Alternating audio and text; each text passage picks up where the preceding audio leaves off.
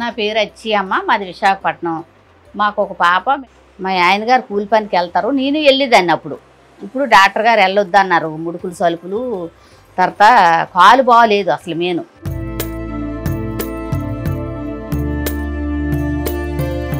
మా అమ్మగారికి కాలు బాగాలేదు, అందుకను డాక్టర్స్ చెప్పారు ఇంట్లోనే రెస్ట్ తీసుకోమని చెప్పారు.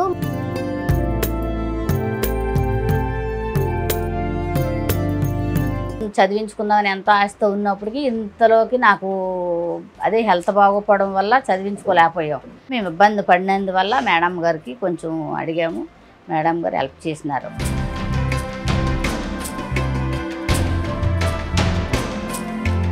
తిను ముందు గవర్నమెంట్ స్కూల్లో చదివేది. గవర్నమెంట్ స్కూల్లో పాపం ఏం చెప్పేవారు కాదు. ఈ లేబర్ పని మీద వాళ్ళ ఫాదర్ వాళ్ళ ఫుడ్కి, కరెంట్కి, రెంట్కి ఇవన్నీ కూడా కట్టి మళ్ళీ వాళ్ళ అమ్మాయిని చదివించలేకపోతున్నారు. సో అప్పుడు వాళ్ళు నా దగ్గరికి వచ్చారు. నేను విషన్ ఫౌండేషన్ వాళ్ళ గురించి చెప్పాను. విషన్ ఫౌండేషన్ వాళ్ళు వీళ్ళ పరిస్థితి అంతా చూసి విషన్ ఫౌండేషన్ వాళ్ళు ఈ అమ్మాయిని చదివించడానికి ఒప్పుకున్నారు.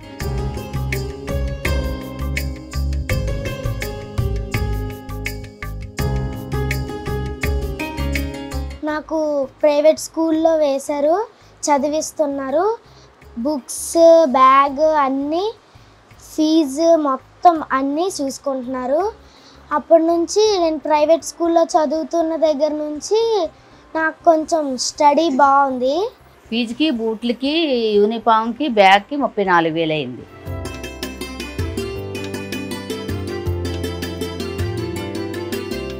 నేను పెద్దయ్యాక లేడీస్ పోలీస్ అవ్వాలనుకుంటున్నాను.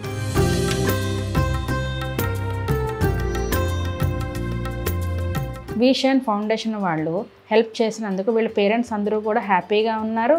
ఈ పాప కూడా చాలా హ్యాపీగా స్కూల్కి వెళ్తుంది. విషన్ ఫౌండేషన్ నాకు చదివిస్తున్నందుకు మీకు థ్యాంక్స్.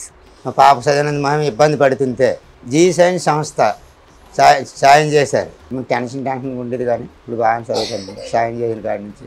సాయం చేసినందుకు జన్మాలు రుణపడిపోతాం. ధన్యవాదాలు మేడం గారు.